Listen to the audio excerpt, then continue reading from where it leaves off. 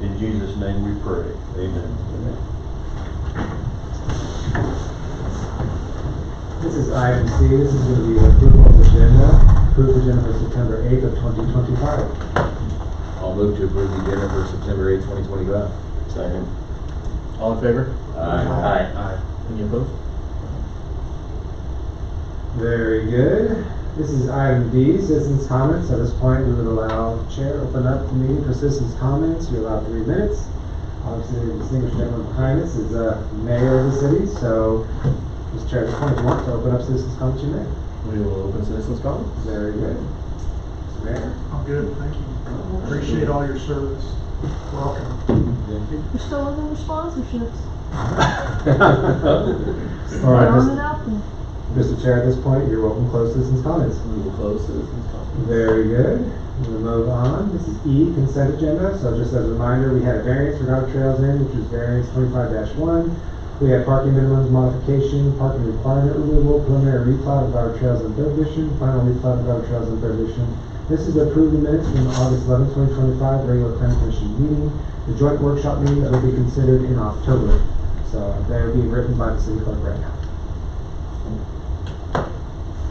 I will make a motion to approve the minutes. I'll second. All in favor? Aye. Very good. Anybody opposed to the minutes? This is item F, Board of Zoning Appeals. So this is F1, letter of credit removal and reduction. So as city grows from time to time, it is best practice to review policies and regulations to determine if any changes should be made to allow it to be more competitive in the market. When having discussions with developers, banks, and other cities, it has come up several times about the policy the city has in place for releasing letters of credit for infrastructure serving developments. The Planning Commission with the City Council discussed this item at the joint workshop on August 27th. So, the Planning Commission is reviewing a policy amendment to Article 12 of the City Subdivision Regulations. An outline of what was detailed at the joint workshop is listed below. And if you guys have any questions about that, then feel free to ask me at any time. But I'm just kind of going through kind of a brief review of what was discussed. So, when the city finances the infrastructure that is necessary to serve a development, it is part of the city's policy to require the developer to provide a financial guarantee called a letter of credit. The letter of credit is financed as a financial pledge from the developer's bank that holds some of the developer's cash in reserve for a specific amount of time required by the city. The amount that is held is 35% of the total cost of the improvements, and it is held in case of failure by the developer to finish their project.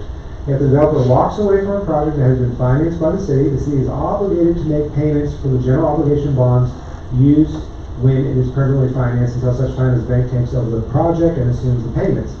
The interim period between the developer failing to pay the special assessments and the bank taking ownership is when the city would draw on that letter of credit to fulfill our obligations. To release a letter of credit is in the city's policy to require development to have a certificate of occupancy for 50% of that phase lots to release 50% of the letter of credit. To release 100% of the letter of credit requires 80% certificate of occupancy. The city would like to remove the letter of credit policy from the subdivision regulations and add it to the city code to modify it more expeditiously in the future if the need arises, such that it will only need to go to city council for modifications. The city would also like to reduce the requirements of the letter of credit to allow a full release at 50% of the lots having a certificate of occupancy instead of 80% to emulate some of our neighboring cities to make us more competitive in the development market. And there would be no pre-release either. It would just be a full 100% at 50. There's a small publication cost for the public hearing and the ordinance after consideration by City Council. Legally, it's approved as to form. It is recommended the Planning Commission have the Planning Commission chair open the public hearing and receive comments, close the public hearing, and then approve the changes to Article 12 of the subdivision regulations as it pertains to letters of credit and their release. So, without further ado, Mr. Chair. Open the public hearing. So, Mr. Mayor, do you have any comments about letters of credit and their release? 50 seems appropriate. 50 seems appropriate. Okay, we'll close the public hearing. Close public hearing. At this point, Planning Commission, deliberations, questions?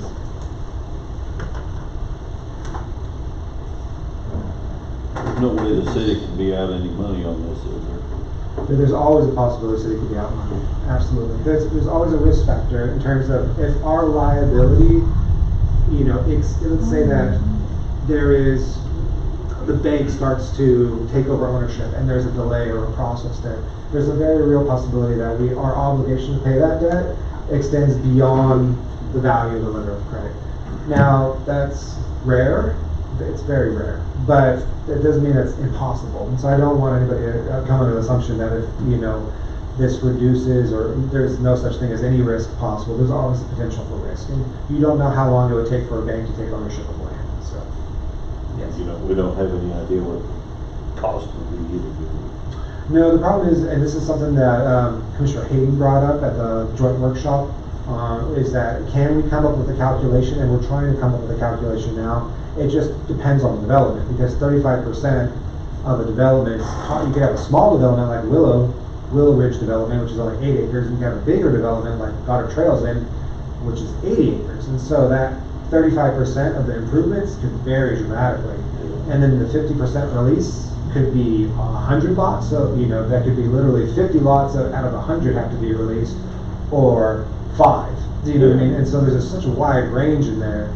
So really, this is just kind of making the city more competitive. In terms of risk, it's low, but not. But there's still risk there. There's always going to be risk, yeah, because we don't know how long it'll take for a bank. Our attorney said a year, 2 years possibly. Typically, given the amount of cash flow we would have from a letter of credit, it should cover that. But you can't guarantee. I can't look at every development and say, if we reduced it now to 50%, would we be able to cash flow? But anyway, that's it. I think it's also worth noting that the question was asked, have we ever had to use it?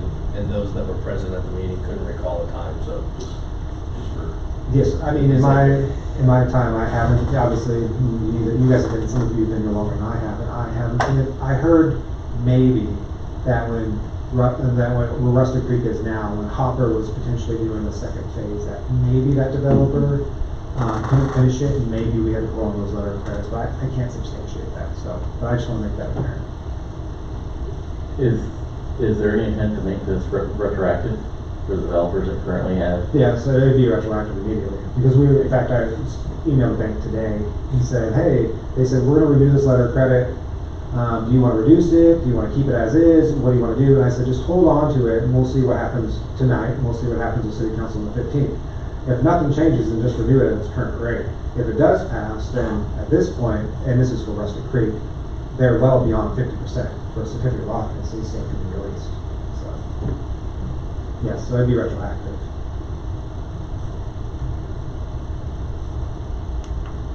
Does this follow like what Maze is doing? Yes, no, that's a very good question. And so we looked at other peer cities. The one that's the least restrictive is Wichita. They do a full release at 35%, and they don't even require a certificate of occupancy. You can have framing up, and they'll release it. And so that's very relaxed. Probably the most extreme was, well, I can't remember exactly which one was the most extreme. We were probably up there as probably one of the more extreme ones. Maze, I can't remember off the top of my head how many cities, which ones each one was. If you look at the previous joint workshop agenda, you'd see which one each one was. But some of them were at 50% full release, so we're emulating them. Some were at, like I said, Wichita was at the low end. Cedric County is at the low end at 35% full release. One city in particular, I think, had a 50% full release, but they required 50% letter of credit. So they actually asked for more money up front, which is kind of interesting. Obviously, there'd be some hurdles that developers have to jump over for that one, but yeah, so in terms of this basically puts us in the middle. We were kind of on the high end, this brings it closer to the middle. This was the amount of the lower.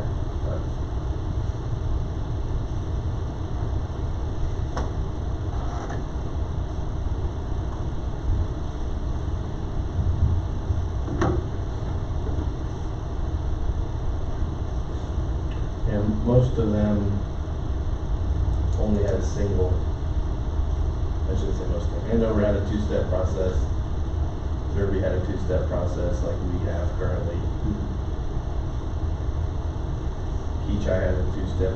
Theirs is a 50%, 75%. So very similar. We're just a high number.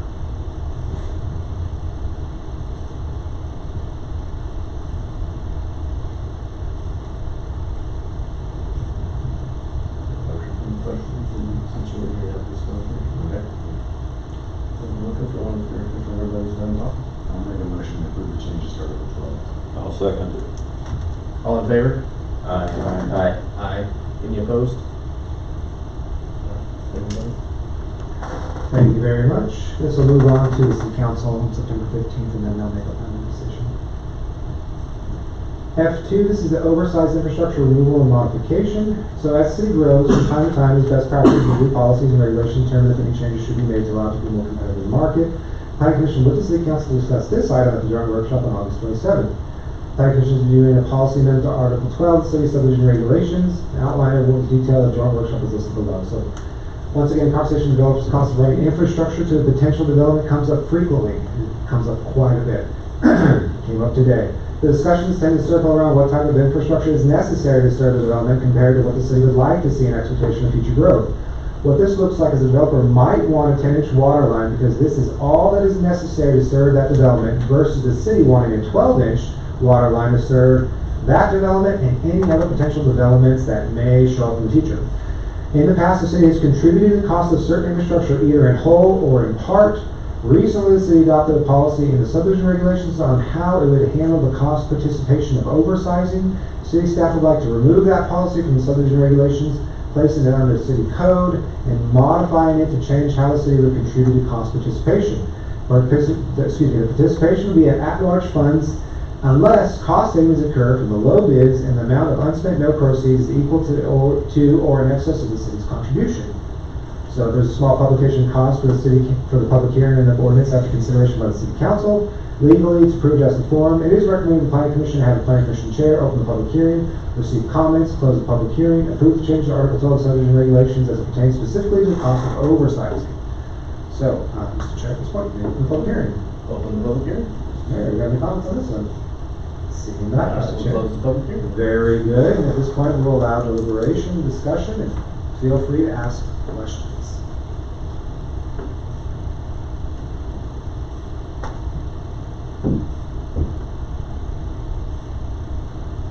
Not really know what to discuss on this. So unless you have a question, then I'll do it. Okay.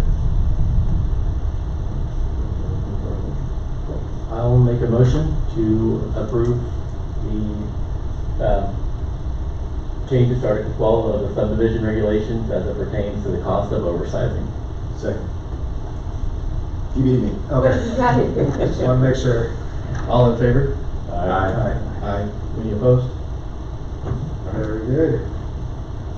Moving right along.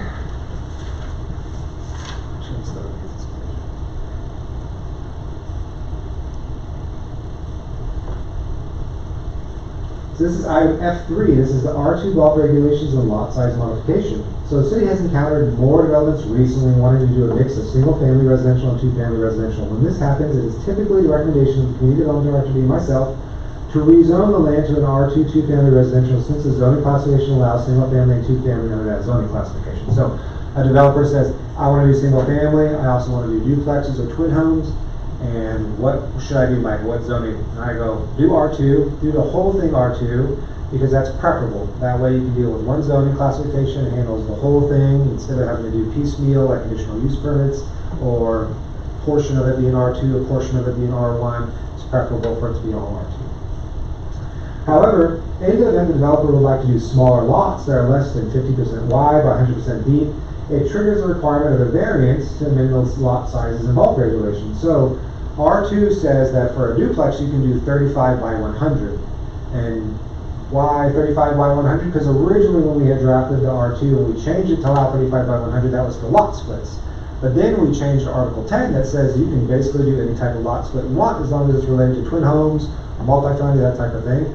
So now what we're seeing is that developers are saying we want the duplexes, but we also want single family, and we want the single family lots to be smaller. And so this is what came up with Mountain Trails Inn. This is what you saw very recently, and this is what you saw for those who were here on August 27th for John Wetnow's development. He's asking for duplexes and single family lots that are smaller.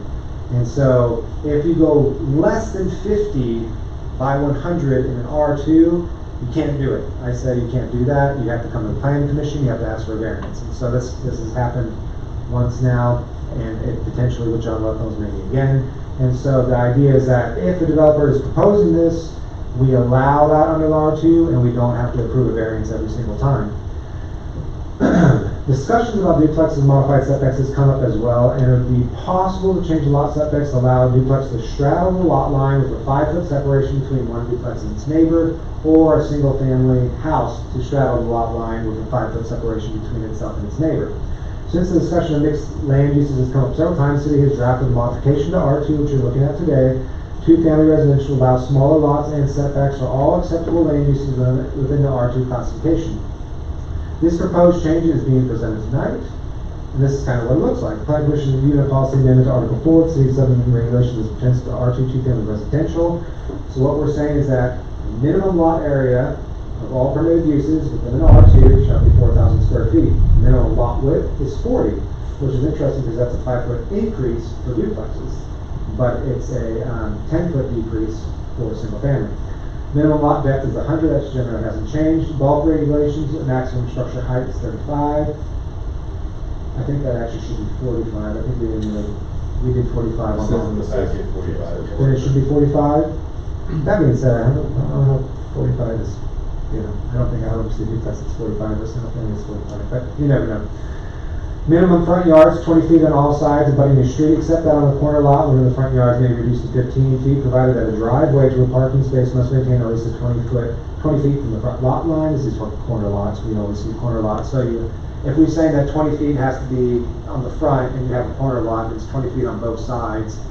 But we're saying, well, since a corner lot, that's kind of rough because everybody else is going to have smaller side yards. So for that corner lot, you can reduce it to 15. Unless you stick your driveway on that side, then you have to keep it 20, because 20 is at least the minimum for a driveway. Minimum side yards are 0. However, a building must maintain a 5-foot separation from its neighboring building unless approved by a variance. Exceptions will be for those buildings that have an approved lot split. So obviously if you have a duplex, you split down the middle, it's a 0 lot line. This is saying, kind of similar to what you saw for River Trails End, you can build a house on the lot line, which is a 0 setback because you're right on the lot line, there's no setback there. However, your neighbor has to be at least 5 feet away. And this is the best way I thought of handling that question about minimum setbacks without saying it's a minimum setback. Because if I say 5 foot is the minimum setback, then you're on the lot line, you have to have minimum 5-foot setback. So if you want to be on the lot line and have a 5 foot here, how do you write that as a setback? Well, you just simply say that every building within that R2 has to have a 5-foot separation without having to call a setback. So that is kind of the language around it. Exceptions will be for those buildings that have approved lot split. Minimum rear yard is 11.5. On emulating Auburn Lakes off of 135th and 54, which had a minimum rear yard of 11.5 to allow 1.5 additional feet on top of a 10-foot easement. And a building may occupy all that space not required by the setback. So this allows you to build bigger buildings on a lot to maximize the tax revenue back to the city and allow a developer or a custom home builder to build a house bigger on a smaller lot. The agenda packet says 15. On the minimum rear yard? Yes. Okay, should be 11.5 on that one. Okay. So it would be asking for 11.5 on that one. Small publication costs for the public hearing and ordinance after consideration by City Council approved as a form. It is recommended the Planning Commission Chair have the Planning Commission Chair open the public hearing, receive comments, close the public hearing, and approve the changes to Article 4.105 of the subdivision regulations. So at this point, Mr. Chair. Welcome to the public hearing. All right, Mr. Mayor, no comments? 15 or 11.5? 11.5. 11.5 is such a see. Very good. Okay, Close the public hearing. very good. This will be deliberation. The 11.5, is that on the rear yard, is that from the utility easement from the property line? So it's been property line. From the property line? Yeah, so, yeah. What is the width of a utility easement? 20, so it's 10 on one side, 10 on the other. Yeah, so typically you'll see a 20-foot utility easement. It's drainage and utility easement, it's pretty typical, but you'll have it straddle your rear lot line. So if any of you guys see, an AT&T person or an IDEA person in your backyard, we don't manage them, but there's an easement back there.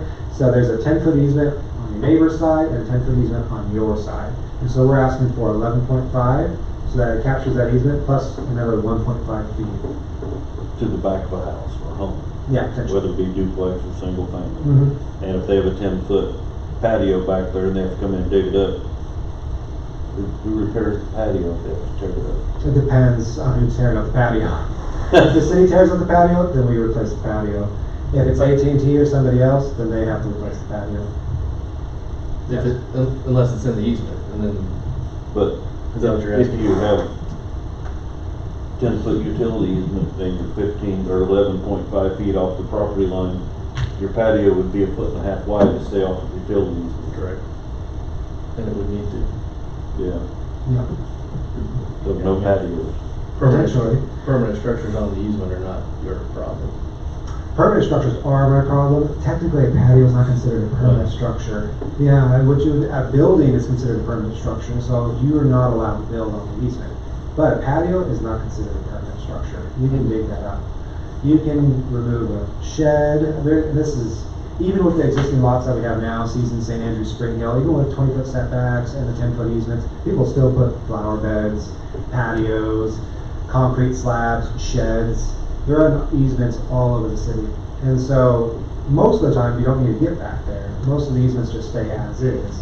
Most people will bore, especially telecom, they'll just simply bore underneath your lot. They won't actually have to dig it up.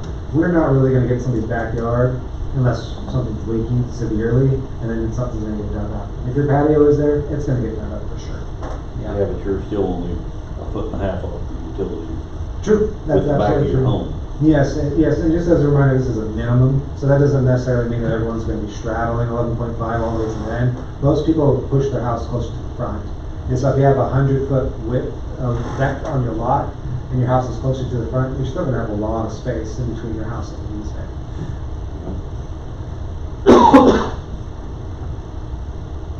That was my problem. No, but it's a good point, though, it's a good I question. mean, you can't do anything on the back of your home if you build that close. If your home, I mean, remember, the minimum depth is 100. So your house would have to be pushed all the way back to the edge of your lot with a big front line to hit the back easement, which would be abnormal. Most people push the house all the way over to the front, straddling that 20-foot setback, and have a big backyard. That's And what's the width on the yards, 45? 40. 40? 40. So you're, Which yeah. matches our R1 change. Yeah. It matches the R1. It allows both of them under the R1, basically similar to R1, where a single family and a two family can have the same setbacks. So this allows those sort of custom developments that are going to be a mix of duplex and single family.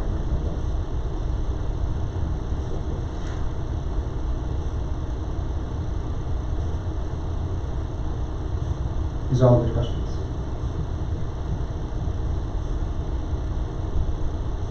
Again, comparing to other cities, what are you seeing?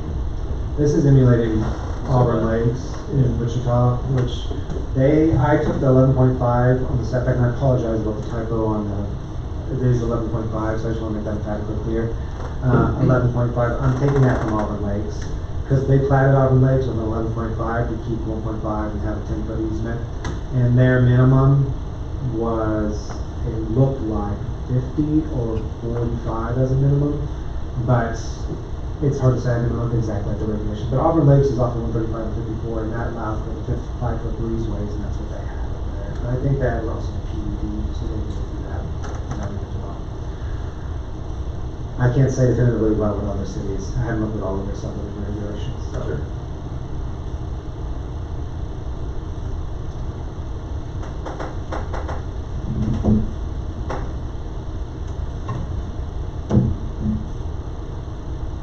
Any other questions, comments? Alright. I'll make a motion to approve the changes to Article 4.105 of the subdivision regulations. All in favor? Aye. Aye. Any opposed? Very good. Thank you very much. G, old business, there is none. H, new business, there is none. This is a staff report, so you may have heard, but on September 2nd, the City Council agreed to the annexation of Rachel Brooks Estates, a development located off of 167th and Central on the northeast corner, along with 2 tracts of land, roughly 73 to 77 acres each, located off of 167 abutting the city limits. Land now being in city limits falls under the regulations of the city, including variances, conditional use permits, site plans, or rezonings, which means that now, since it's an active development, it's under the purview of the planning commission. So We have extended our city limits further to the northeast. So this is the annex land. Here, this is raw land, this is raw land over here. This is 73 acres, this is 77. This is Rachel Brooks Estates. You can see it's platted already. They have active development, so there's permits being pulled already in here. So we are now in charge of those permits, and so we're collecting the permits, and we'll be collecting the permit fees, the electrical permits, plumbing, mechanical, etc. If anybody now, let's say hypothetically somebody in here was like, I want to build a detached garage, and I want to build it at 2,000 square feet, that's going to trigger a conditional use permit, and now they have to come before you guys. So if you guys see people coming from here with conditional use permits for Rachel Brooks Estates, that would be why, because now it's in the corporate city limits of Goddard. So, How does that work with, like, city water and city utilities? I mean, that neighborhood already maybe fed by rural water. Yeah, so we simply don't serve them water. We don't serve them water or sewer. Most of them are gonna have septic and they have rural water. And so at some point in the future, if our water lines were to trail up this way on 167, and they were to petition us, which would require 51% of them, because maybe some of them don't want to petition us for water, but since we're so far away, they're not close enough to us to be served by water. Unless they petition us, then we're not gonna serve them water. But as a water line, if we drag the water line north as we grew, let's say further north, and they petitioned us 51%, then we would serve them water and we would special assess the properties. You know initially what their thoughts are on the, I mean, this all this all comes in as an R1, right? Yes. Do we know, do you expect them to stay with R1 in those Yes. other areas? 100%. I have no doubt they're gonna stay R1. I encourage you guys all to drive through Rachel Brooks Estates. It is 1 to 3 acre lots, $800,000 homes. They're gonna stay R1. The most expensive permit I saw pulled was $950,000. So it's very nice, yeah. There's a specific area over here, you can't really see it, but that's a private drive and it's gated. So that portion over there, since it's a private drive, is not being maintained by the city, since it'll be maintained by the HOA.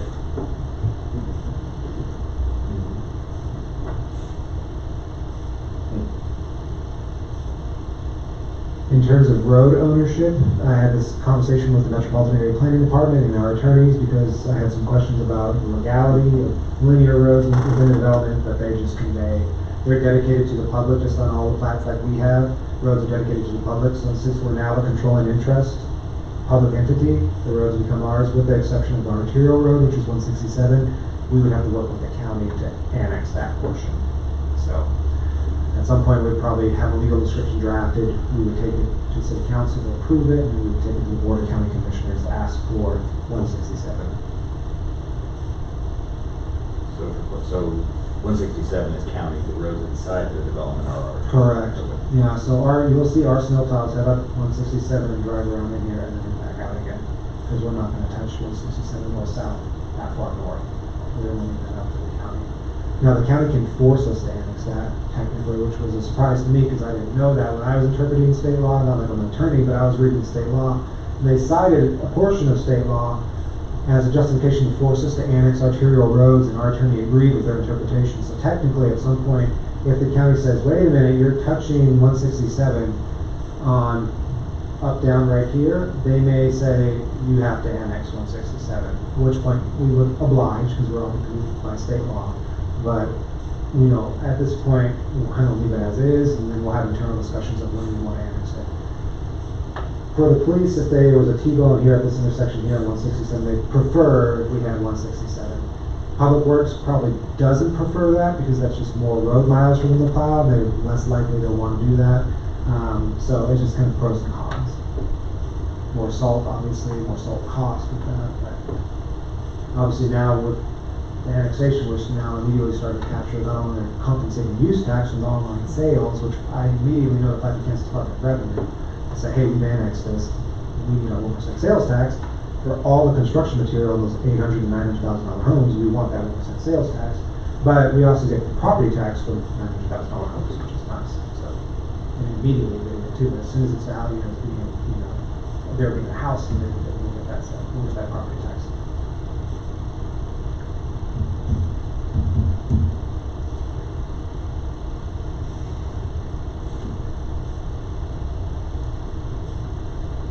I-2, Goddard Apartments, so I don't know if you guys saw, but Rock Construction has pulled the permits for Goddard Apartments, and they're now under active construction. The apartments are comprised of 4 buildings totaling 108 units and are located directly next to the Sandbox Restaurant.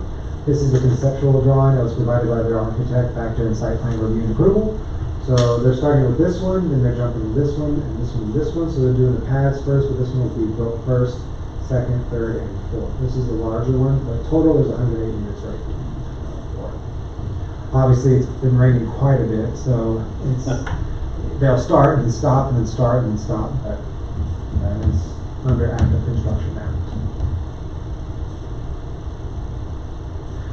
Last but not least, I-3 permits update. So to date, the city has issued 71 residential building permits for new construction and 9 commercial/industrial new builds. We have collected $124,575 in permit fees for all building permits, including remodels and alterations. We have collected $329,000 in tap fees, $98,000 in sewer equity fees, $90,000 in water equity fees, $24,200 in storm system maintenance fees. Valuation added per year. So here's 2019, 2020, 21. This is a total of the last couple of years. You can see the 2025 we're not done, but we're still doing pretty good, all things considered. 2024 was an exceptional year. I don't think we're going to get anywhere near that, but 26,000, we're still beating 2022, we're beating 2020, so that's going pretty good. So we're actually having a pretty good year considering all the rain and the weather and the slow start, but we're doing pretty well, all things considered. And in terms of valuation, so valuation, just to make that clear, somebody submits a building permit, they say, hey, this building permit's worth $350,000 for this new single-family house, so that's the valuation. So if you sum all that up, that's what we're looking at, and that includes, valuation of apartments, the valuation of any industrial buildings or commercial buildings, all of that summed up together. This is what it looks like. And then, of course, it's converted into taxes. So that's what, for property taxes purposes. 2025, like I said, we're doing pretty good. We're beating 2022, we're beating 2020. Like I said, 2024 was an exceptional year. 2019 was also an exceptional year in terms of taxes because we have a lot of commercial buildings. And commercials are praised at 25% and residential is at 11.5%. So, for example, if you had 1 year of $1 million of valuation and another year of $1 million in valuation, and that first year was only residential 11.5, then you'd have $115,000. And the next year was only commercial at 25%, then you'd have $250,000. So there's a difference there. And more commercial we have, the more taxes we generate. And so that's kind of one reason why you see this kind of up and down, up and down, up and down. Depends a lot on how many commercial building permits are pulled and how many residential building permits are pulled. Okay, last but not least, new planning commissioner, Preston Black. City's happy to announce Preston Black has joined the planning commission. Mr. Black was appointed by the mayor and confirmed by the governing body on September 2nd. He will fulfill the term of Chris Williams until the end of 2025, which time he will have to be appointed to another 3-year term. Preston has lived in Goddard since 2006 and serves on the Mayor's Advisory Committee as well as on the Lions Club. So congratulations, Preston, on fulfilling that role. Thank you. And that is it. I'll move on to item J, planning commissioner comments.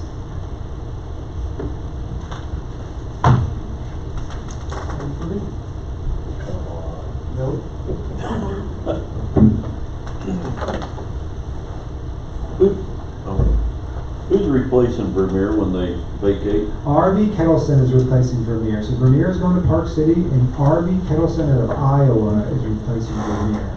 And they're doing fifth wheelers, horse trailers, campers, that type of thing. They're out of Iowa. They have bigger facilities, I guess I would say, with the land and whatnot, but it's a perfect spot for them being on 54 and having all the land, because Vermeer actually owns not just those sections up front, but those back sections as well.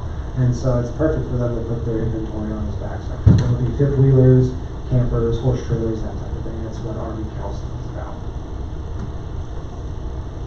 Yeah, Vermeer should be moving most of their inventory out at the end of this month until the end of the year, at which point you would then start seeing changes to building in terms of the signage and everything else as they convert to RV Kettleson.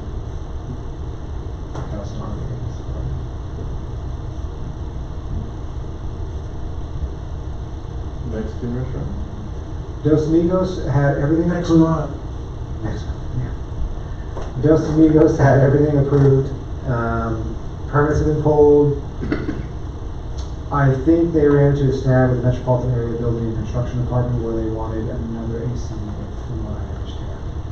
And so Not sure what happened there particularly, but I haven't followed up on the details of that. What's the last I heard is that they were going through that process.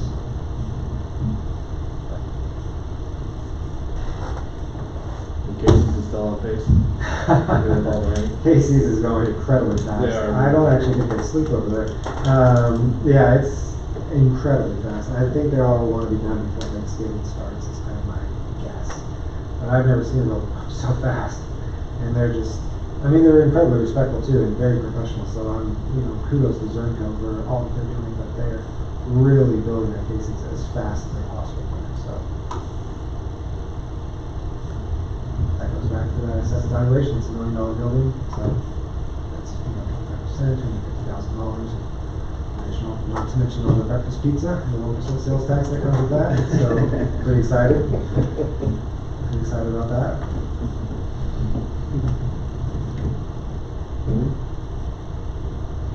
That's it, welcome. Thank you. Alright. Right. So just to be clear, October 14th, which is a Tuesday at 7 p.m., will be the next planning commission meeting because we have Columbus Day, which is the 13th, on a Monday, and the city hall's closed. So if you guys think that you're not going to be able to make it, just let me know. If Tuesdays are not going to work for anybody, just let me know, and then I'll just obviously follow up on the Friday. And in the event, if hypothetically we don't have quorum, we only have like 3 show up, because I think at least 4 for planning commission, let's say hypothetically just 2 or 3 or even 1 shows up, you would simply say, meeting closed, we don't have a quorum, and we'll go about the business. But I'll try to get a quorum and see who can make it Tuesday night at 7. So this happens anytime you have a holiday or city recognized holiday, just the next day. I don't know what that's like. So what? I don't know what that's like. What, holiday? Yeah. It's a holiday, yeah. Yeah. Alright, Trevor time. No, I make a motion we adjourn. I'll second. All in favor? Very good. Thank you very